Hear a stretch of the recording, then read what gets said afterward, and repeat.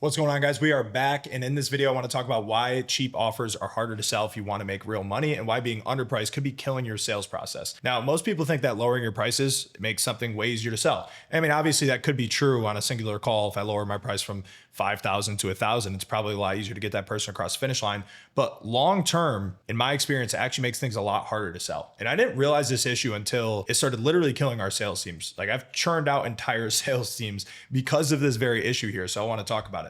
Now, I've had a lot of founders come to me and tell me, hey, leads are coming in, but they're not closing at the rate that I want them to. And the next question is usually, should I lower my price? And the answer there is sometimes. I don't want to talk about those people first. We'll talk about that later. But what's interesting is these guys aren't the only ones with a potential pricing problem. This doesn't just happen when close rates are obviously low and things just aren't working. A lot of leads, no closes. It also happens when everything in the sales process seems to be working great. A founder will say when I'm checking in with them, hey, Dan, things are going great. We're closing 50%. Sales team is crushing it. I basically always tell these people to raise their prices.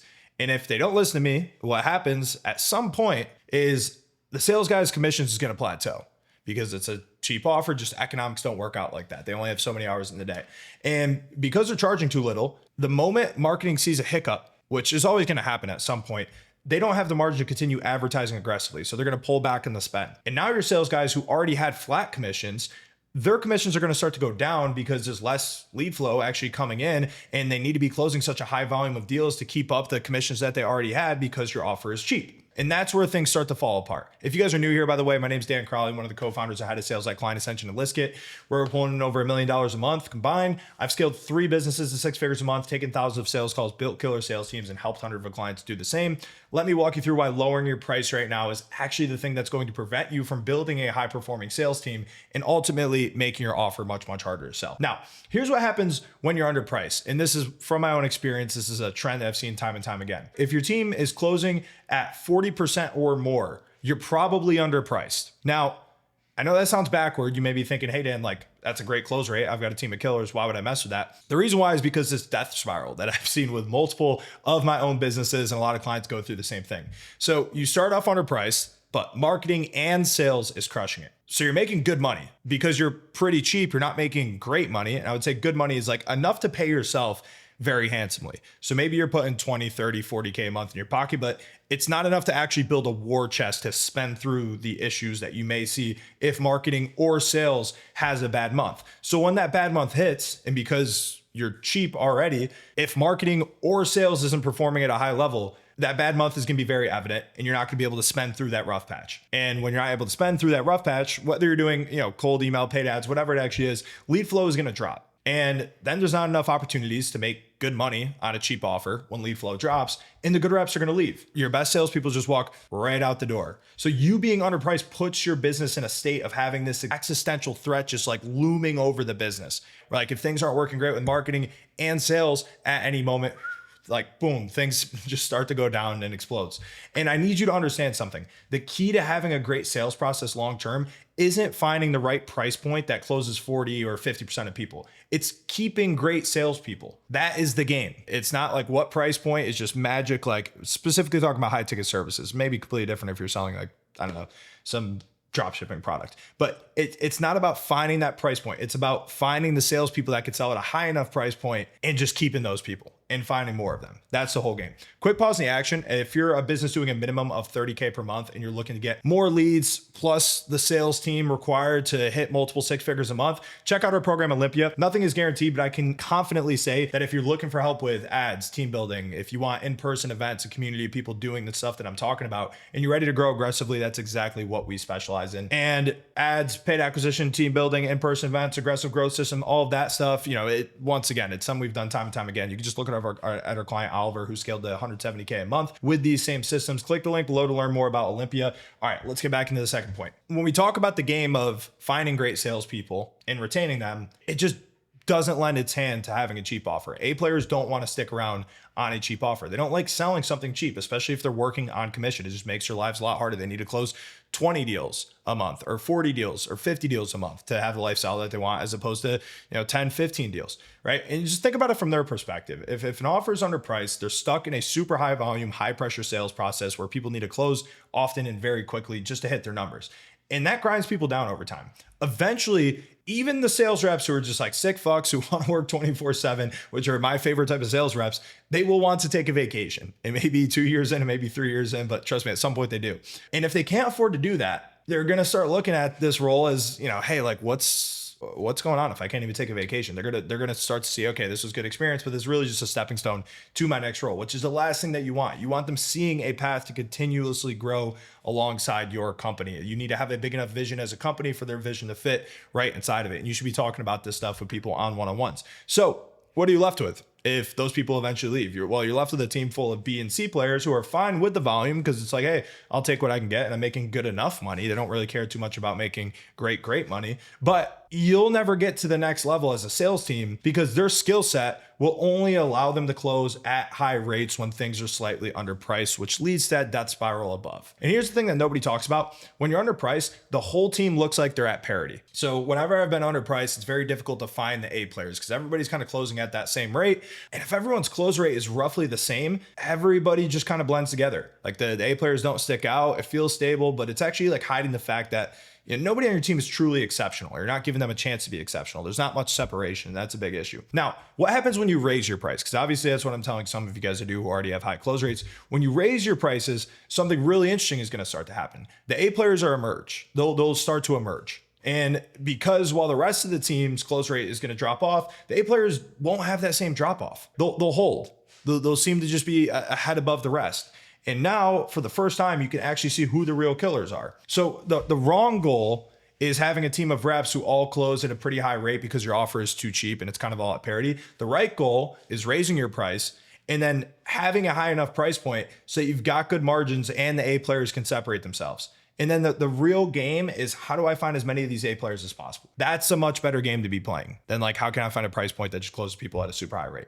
Now, I've talked about the margin, the room for error a little bit. Let's go a little bit deeper on that. When you don't have room for error, everything is more difficult. And for the long-term success of a company, you have to give yourself that room for error. What do I mean by that? I mean that having enough margin so that if you see, ads decrease in efficiency by 20% or cold email drops off for a little bit because there's some deliverability issue, you're not suddenly just like belly up unprofitable and you have to pause everything. Because what pausing does is it's going to kill lead flow and your reps are going to have nothing to sell. And that's just going to lead to more rep churn, which is the last thing that you want. So this is why being able to sell in a high ticket space like most of us selling that watch my videos is such a blessing. Like when you're running cold email, paid ads, content, whatever it may be, one singular deal a day or in a week can make you massively ROI profitable if you are sufficiently high ticket enough. Now, if you're undercharging, you need to do everything right just to stay afloat. Like there's no cushion. So not only is underpricing burning out your reps, it's also putting your entire business in a position where one bad month the marketing side can just shut down your sales operation and lead to churning out the A players, which are extremely valuable on the closer side. And one quick note before we finish, if you haven't yet, grab my full guide on how to hire A+ closers. Obviously, I've talked a lot about why this is so important. There's a free guide below. It breaks down some of the stuff we talked about today, plus the strategy that led me to building sales teams that are closing above 40% without me. And when they do get above 40%, guess what I've done recently? I've just raised prices until it drops a little bit below. Hit the link, get that for free, and level up your sales game. Now, last point here, the group that I talked about at the beginning of the video. How do I know if I'm appropriately priced or even overpriced? Now, that 40% mark, that's not something that I just came up with, but I've seen it with my own offers and I've watched videos of Alex Ramosi talk about it. And I was like, okay, great. I'm not crazy. This has been validated by him as well. If you're closing at above 40% consistently, unless it's like a low volume referral only sales process, you're underpriced. So just raise your prices until you still feel like your sales process is operating at a high level, but it can't really get well above that 40% consistently. Now, let's say you're already below that 30% or maybe even below 20%. And you want to get as close to that 40% as possible, saying like, if that's the upper limit, like, cool, we want to approach that team wide. Here's the questions you should be asking yourself, saying like your performance isn't at the level that you want it to. One, do you actually have killer sales reps? Like when you're watching these calls, are you impressed? When you're going through sales training like mine, like the other guys out there, are you saying like, wow, okay, I can see a lot of the things they talk about and like these people are adopting it. And it seems like, they kind of just get this stuff. And, you'll kind of know when you do have the right people. And if you do, they probably will have overperformed at your current price if you're wondering if it's, too high, and got into that 40%, 50% close rate in a month before too. Like, great sales guys are just going to find a way to get the money. So you'll see signs of that, like, okay, like maybe the rest of the team is below 30%, but like this guy hit a 45%, 50% close rate on a month. Like they've touched that like level of like greatness and overperformance that you've seen. Then you should just be asking yourself first, like, hey, can I replicate this? Because maybe it's how he conducts sales calls. Maybe it's the type of leads that you're getting. You just need to do a little more qualification, but you should be looking at everything from the top of the funnel, from marketing all the way down to the bottom of the sales call, and saying, how can I optimize everything to get to the exact performance that my killer sales reps actually have? Pricing should be the very last thing you change in any instance here. Now, if it seems like you've optimized everything from the top of the funnel on down, all the way to the end of the sales call when your rep drops the price, then you want to pay attention, like, what type of objections am I getting to know if I'm actually overpriced and should lower my prices? Now, you're going to think, well, Dan, it's going to be a money objection, but money objections are very different. And I want you to kind of like go down this logic tree here with me. When somebody says, hey, I don't know, it seems like a lot, it's typically one of two things. It's like, I think that's too much for what you're offering, and it's a value discrepancy.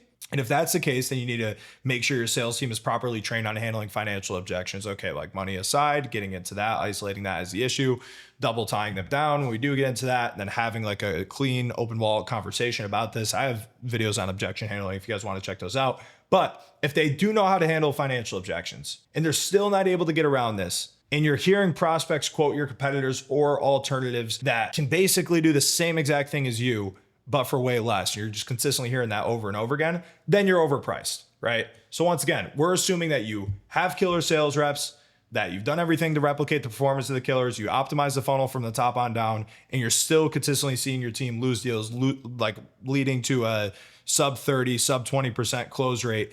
And they're like, hey, these alternatives are better after you've properly handled the financial objections. Yeah, you're overpriced at that point.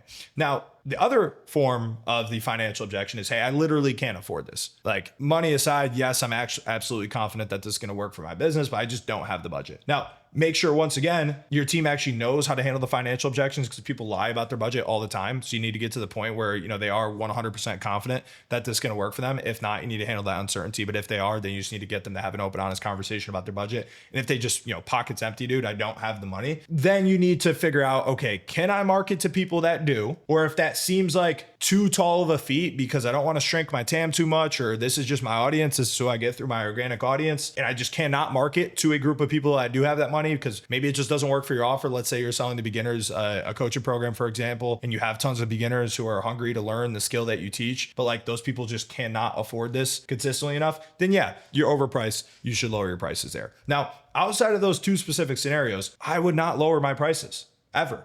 If you see this happening and your close rate's like a healthy 25, 35%, and you're making good money and the sales team has the ability to earn an A-player salary, cool. You're appropriately priced at that point. So the only few rare instances where you should lower your price. If everything's working good, you're at that 25, 35, even close to 40%, cool. You're priced at the right mark. Now, I also want to say, like, I'm talking about close rates, but there's no ideal close rate, because somebody who's selling something for $1 million, their close rate could be 5% with enough lead flow. Like, cool, that can be a great close rate for that offer. But for the most part, if it feels like you need to have a great closer to have very high close rates in the context of your business, because maybe, for this guy selling something that's $1 million, 7% is high. But if it feels like you need to have a great closer to have a high close rate, good. That's a good thing. You're appropriately priced at that point. So find more of those guys, and just remember, treat your talent pipeline like a sales pipeline. Do not lower your prices. It's going to be a bad move that leads that spiral above. With that said, check out my next video on how to get the exact system for finding an A player that can close deals without you needing to be in the trenches 24/7. Links on the screen. Let's keep building. Peace.